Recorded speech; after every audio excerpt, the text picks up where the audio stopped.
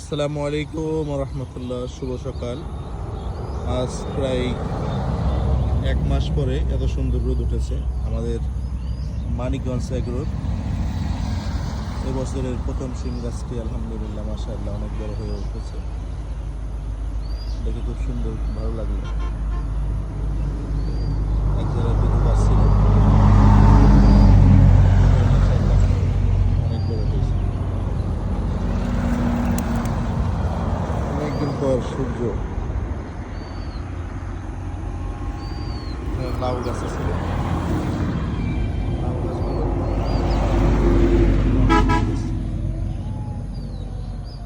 আসসালামু আলাইকুম রহমতুল্লাহ। শুভ সকাল। আজ প্রায় 1 মাস পরে এত সুন্দর রোদ উঠেছে আমাদের মানিকগঞ্জ এগ্রোর।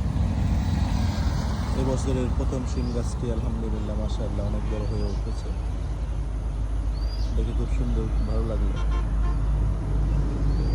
এক জায়গায় দুটো গাছ ছিল,